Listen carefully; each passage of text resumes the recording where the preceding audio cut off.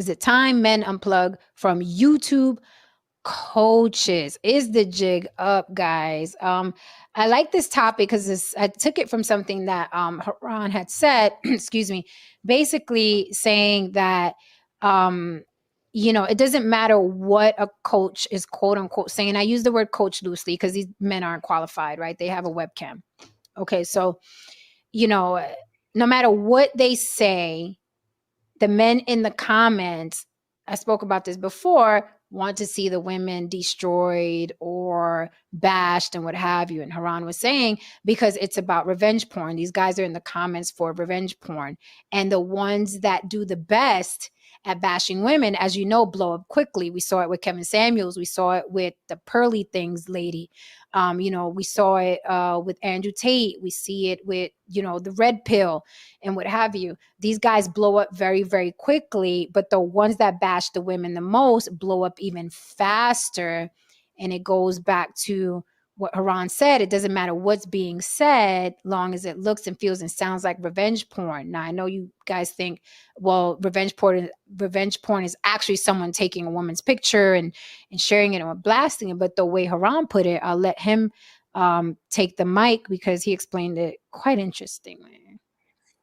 Yeah, when I was talking about revenge porn, it was in the sense of a lot of guys are walking around with this hurt, this trauma.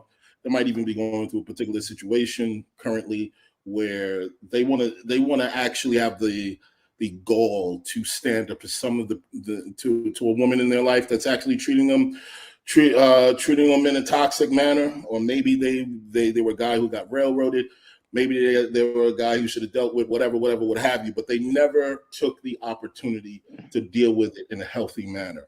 They still are walking around with that anger and that angst. And an opportunity, when they see Kevin Samuels, when he was doing what he was doing, when they see Fresh and Fit doing what they were doing, they live vicariously through those guys.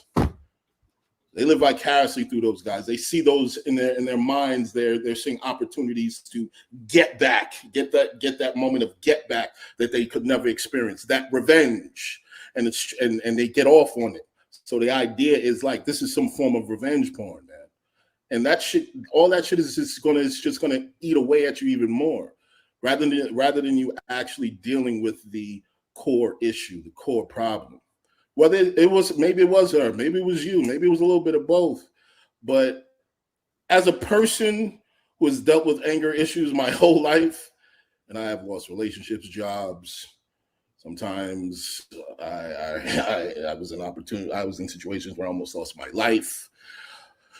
If you don't deal with those things, man, it's just going to continue to chip away at your mind and your life, and you're going to wake up one morning and you're going to find out that you're left with nothing but that fucking anger.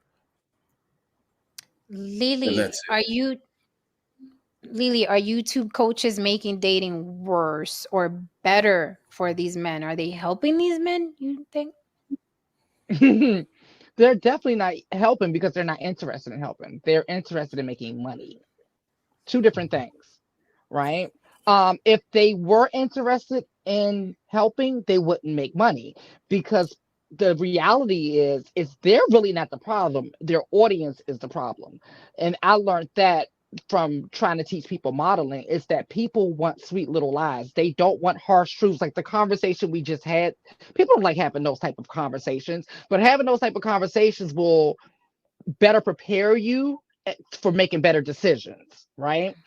They're not interested in that shit, especially us Americans. We always want to be entertained, right? We want to feel good. And so that's what they give them. Supply and demand.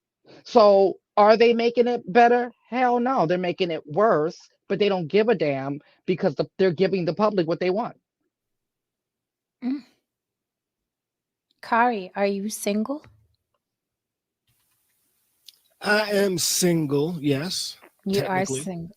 Okay, so what would she say? You said technically. There's a woman right now, like, I know he didn't say he's single. Technically.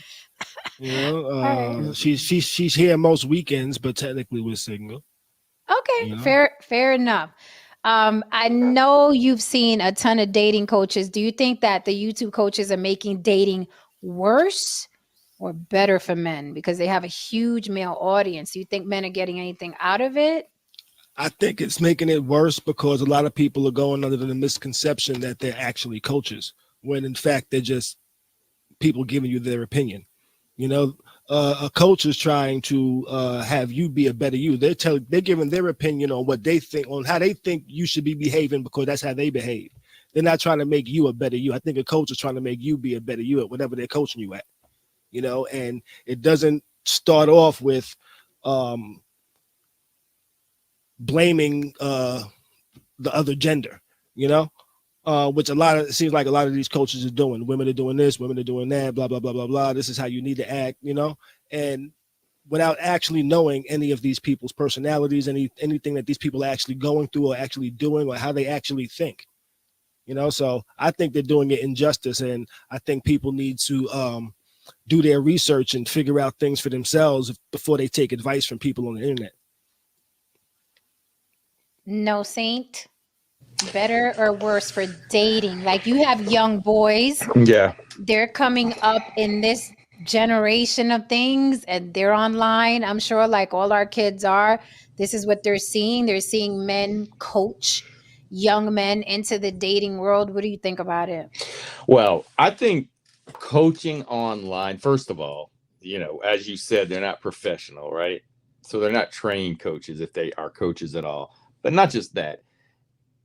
It's like when you Google, you have something that you going on and you Google it like, oh, shoot, now I got cancer. You don't know if you have cancer. You haven't done any blood tests. You know, you can't go online and get a solution for your problem because that person has no idea of what's going on. It's, you know, you can't diagnose something without getting into that person. So they may, you know, these so-called coaches may give you some kind of advice that may be helpful, but in reality, if you really want to get a coach or you're going to have to go to someone personally and they're going to have to know what's going on. And you're like, what happened in that relationship? It might not be the guy's fault. It could be, you know, it may be, but you got to know basically that's what I'm saying is you got to get diagnosed on a personal basis, not online, because that person is just, it's a one size fits all solutions. And half the time they're just like Lily said, they're trying to get people to watch them and make money by blaming someone else, saying it's not your fault. Well, maybe it is your fault. It might be your fault, you know? They're monetizing off of people's pain and trauma, right? They're telling people what they want to hear, and that goes back to the revenge statement. Yeah. So, yeah, exactly, Lily. They're giving someone, they're making people feel good by taking whatever issues they had or whatever their problems were, right? In other words, you might have had, when you had let's say, like Haran said, someone had a past couple of relationships and they felt they got disrespected or treated bad. You can see what that other person's, you know, you can sit there and focus on what that other person did to you. You're not going to necessarily know what you may have done to contribute to that reaction from that other person, right? And that's where someone, if they know you and are honest with you, can say, okay, I see what's going on here. Like Mr. Justin does that when he coaches his people, you know, he sits there and gets to know them and then, you know, can give them a more of an educated guess on what's going on in the situation. But online, it's ridiculous. Mm-hmm. I think it's like a herd mentality almost. People like to hear what they want to hear. They want to hear opinions that are like-minded opinions is there. So they go and listen because this person's going to have opinions that's similar to theirs and kind of make them feel validated with how they feel and think. I think a lot of times as human beings, a lot of us do this. We think no one else contributes to our successes, but we think everyone contributes is the reason for our failures. Oh, wow. Wow. I was telling a young man this other day, it was his first day of college, and I told him, if you want to be a solid and healthy man, do two things correctly. Share the credit, and only you take the blame. Right. It's that. Look at Black Lexicon's comment. I love that one. That's a really good one. And a lot of times these coaches, they live on the idea of getting their customers or their monkeys to believe you're not the problem. Right. You ain't doing it. Well, They and did it. So that's the same as religion to me, because I was thinking about that this morning. Like, religion teaches you to look at everything outside of yourself. It doesn't talk about any type of real self accountability. Like, it'll give you pseudo self accountability, but mostly it's like going to be that, you know, Jesus going to save you and the devil did it, right? So it's kind of sort of in the same vein. It's very religion-esque. And then they got the leader that people deify and the cult, and you can't say anything bad about them no matter what. There's the blind allegiance. It reminds me of a lot of religion, and people like to deify. and to think that you can teach somebody on a whole to deal with, like, every person. In other words, I'm stumbling right now because I'm thinking you're trying to teach people like it's cookie cutter, like the next relationship you're going to run into, this is going to work because all the people are the same. All the women are the same. All the men are the same. So if you do this, well, that's not how it works. And not just Haran, what you're saying about people being like guys being angry and want to get revenge. I've always wondered, like, why can't we look at it differently? So let's say you did get treated wrong in a relationship, right? Are you, is it because you feel that you've gotten fooled that you're suddenly offended, that you need to look at it as, listen, that is that person. It's not really you. It's that person that did that to you. That was their flaw. Yes, I got fooled, but many people would get fooled in these situations. It's not something that makes you less of a person because you got treated wrong, you know. But people want to take it out and then say, oh, all women are like this, or, you know, I want to see her destroyed. You know, it's just like, what? Their favorite word. Person. So are we doing a disservice to I'm glad you said that, No Saint, because we see that a lot in like the Fresh and Fits and like the Access Vegas, the show I was on. Great point. You don't even know that woman speaking, right? But in the comments, the vitriol that those men are exhibiting, you would think that that's the girl that cheated on him, or that's the girl that took him to, I mean, they go in like, yeah, destroy her. Don't let her say that. It's like a gladiator. Yeah, it's a gladiator arena, and the women are just sitting there, you know, with their perky implants. Like, what did I do? I'm just talking about how I feel about life and relationships, and they are attacking her viciously. I mean, viciously. In the comments. Are we doing a disservice to the younger men that are online by not calling these people what they are, cult leaders? Because when you look at a cult, the definition of a cult, like Lily was saying, the leader is deified. You can't say anything around them. They have huge followings. Everybody's looking the same. I mean, Andrew Tate, in support of Andrew Tate, a bunch of dudes went and cut their head bald. That's a cult. That's a cult. Right.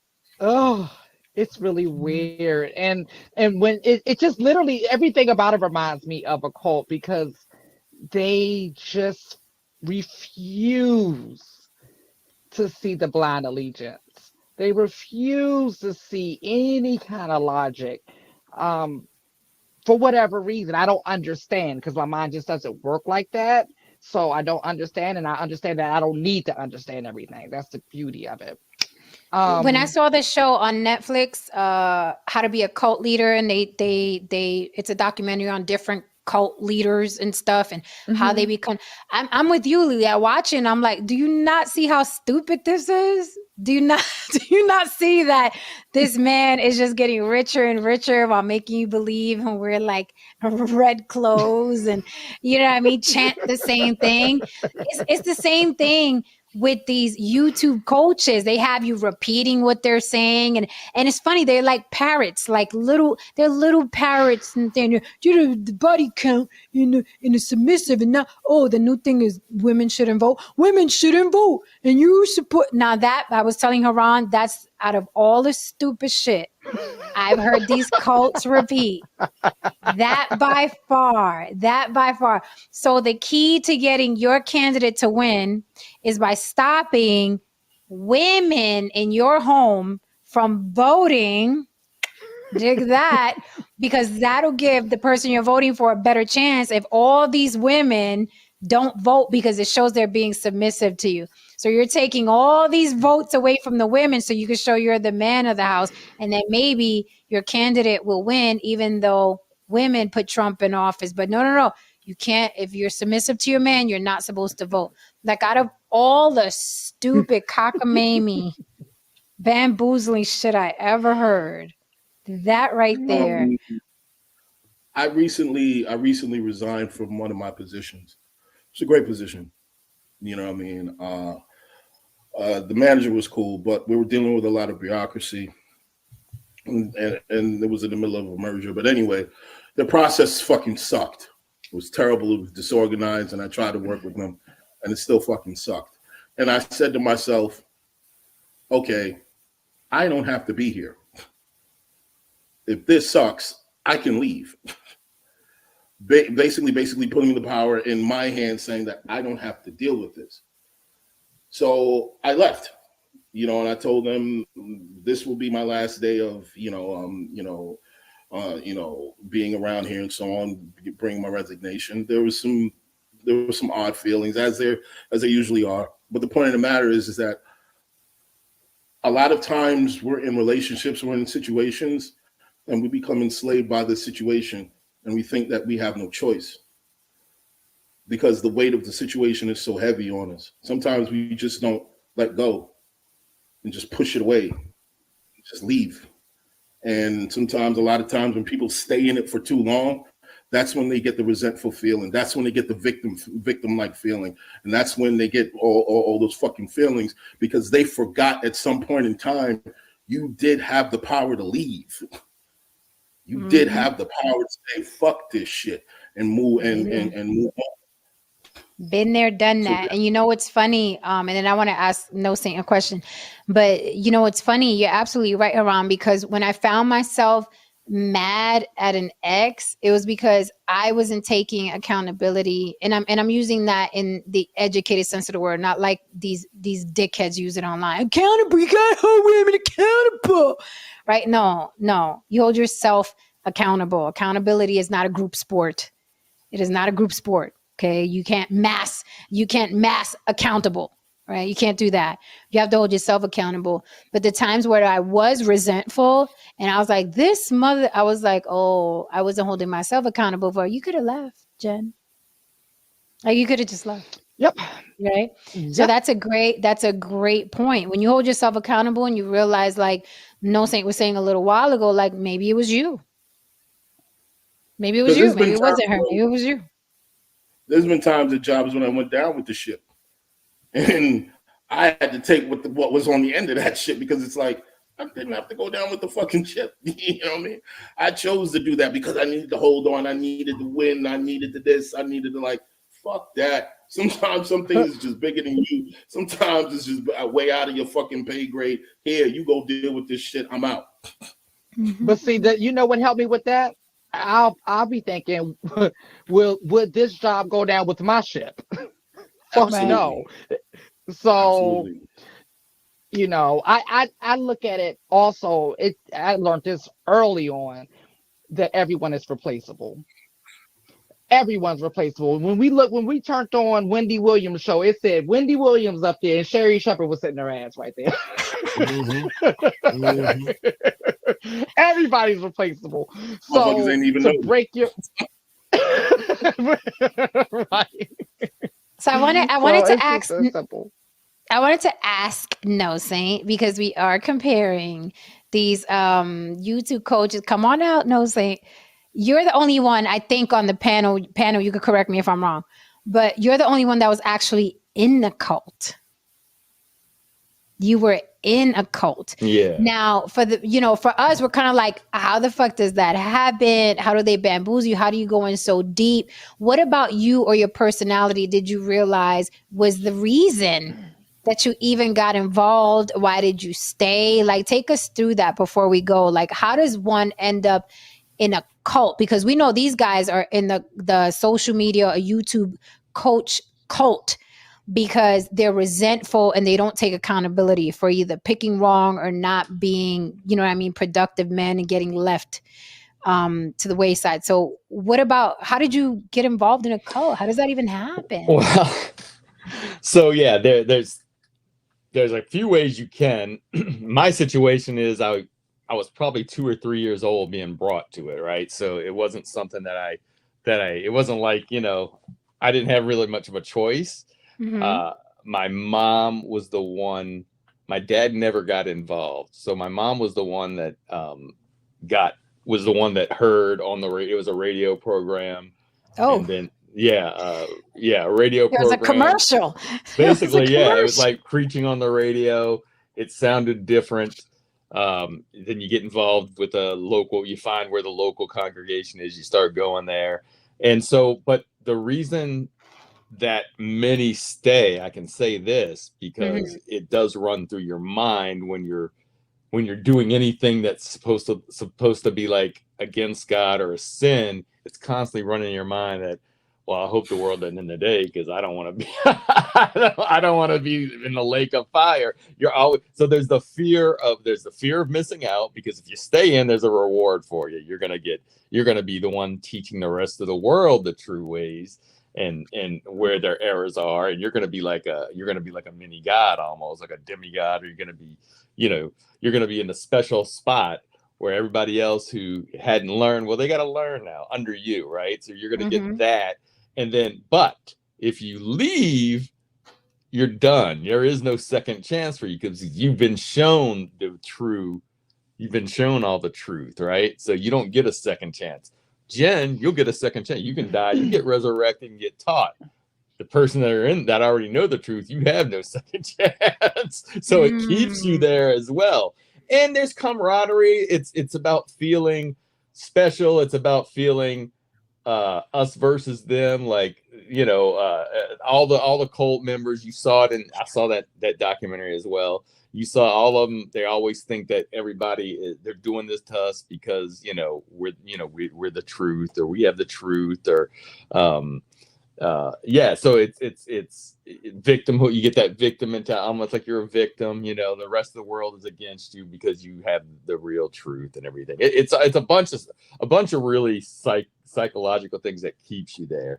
By the time I was in my early 20s, I was fading fast. Now, I still wasn't sure. I was still going. Because of what I told you. I didn't want to make a mistake. You know, I didn't want to make the mistake. But eventually, that the reason that I was on my way out, but the reason that I actually completely went on my way out is they changed doctrine and went more of a mainstream. Really, they went mainstream. Like, because we didn't celebrate Christmas, we didn't celebrate any of the pagan holidays. You know. We did all the Jewish holidays. We didn't eat pork. You know, didn't eat. So what was shellfish. the straw for you? What was the straw for you? You was like where you broke free. When was that moment? Did they do something, or did something click in your head? Did you meet somebody and was like, what the fuck are you doing in there? What was it for you that you were like, I'm out? Because it sounds like they lightened up and you didn't like it. No. The lighten up was like, oh shit, all right, I'm at it. Great. I'm like, so that was all bullshit. All right. You know, I no longer had this thing. Well, what if they're right? But I was already starting to look. I started seeing things on like the History Channel, and about how a lot of these gods were in Egypt before they were in Christianity. And so I was like, whoa. And like a lot of the stories were recycled. So I'd already had the seed planted, like, wait up. And then I was looking into evolution and all these things. So I was kind of because I didn't immediately, after I got out, I didn't immediately say, oh, now I'm atheist. It was a process, because that was hard to let go of too. To say that I don't believe in any God. I don't believe there is any of those things out there. That was it took me early 30s before I could actually feel that, like, say, you know what, I'm good with it, you know, because you're programmed your whole life to think a certain way, and it's kind of hard to let go of I'm this special somebody's looking down and looking out for me, and one day I'm gonna die, but one day I'm, everything's gonna be great. I'm gonna have superpowers. Mhm. It's hard to give that up when you're brought up and stuff like that. But it was, so it was a little bit of that. And then when they changed doctrine, when they said, yeah, we were wrong, and you can celebrate all these holidays and you can do this. And then I was like, whew, it was almost a relief at one point, because I was like, all right, I don't have that to worry about anymore. Right. But yeah, it's Because I know, as an atheist, I was like, I don't celebrate none of that shit. And let me tell you, there is a freedom. Like, I don't do Mother's Day, Father's Day, Valentine's Day, Christmas. I may do Halloween because that's fun. It's some kid shit. right. But I don't celebrate any. And people, I bet you celebrate Valentine's Day. No, the fuck I don't. None of But it. None of it. Jen, God. what's interesting about that is that you grew up where you could do that if you wanted to, and you Mhm. didn't feel. I grew up where everybody else was doing things like that, and if I snuck out and got candy, I felt guilty about it. It was crazy growing up in that world. Like Mardi Gras, I would go to parades, and that's like a bunch of pagan gods and things like that. Mhm. Everything was looked down upon that everybody else was participating in. That's why for me, when I say, and I've told Erica, I was like, listen, she didn't grow up with Thanksgiving. I'm like, listen, I know there's a lot of dark shit with every holiday, right? But I'm like, Thanksgiving is the one thing I had when I was growing up where it wasn't looked down upon by the church I went to. And I would go to my grandparents' house and we'd have a big meal and watch football.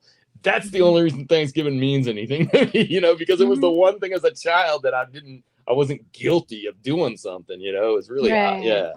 So Yeah. a couple of things you said reminded me of, as you were talking, reminded me of the same environment that these YouTube coaches create, which is the the reward, right? If they hang on to these guys, they get rewarded for knowing more. They get enlightened. It's like, now I know the nature of women. I know the nature I didn't know before. And the camaraderie, and also some important that it is cultish, because now if you notice, they like spreading the word. No different than Jehovah's Witnesses. They like telling other men and bringing other men into this. Have you watched Kevin Samuels? Have you watched this? And they start, what do they do on Facebook? How do we all learn of Kevin Samuels? They start spreading it and sharing the good news. Just like when Jehovah's Witnesses knock on your door. Have you heard the good news? Mhm. What fucking, I'm getting money? What what good news you bring to my door? So if you notice, I and was then they about to want, see Egg McMahon. right. It's like they want to spread that good news to enlighten other people, because there's power in enlightening other people to the truth of the matter. So I'm like, how are these not cults? It is the exact same environment. And you're right. And you saw, I'm glad you said you saw that Netflix special as well, but you see where they protect the cult leader, right? And we Yep. did the same thing. We had a apostle, right? Mhm. And we protected him, I mean, we would go to war, over if people would say something bad about him. I mean, you protect that cult leader. You're Same right. thing. It is. There's a lot of similarities. I mean, look here. I mean, quickly look. All hail Kevin Samuels. That's right.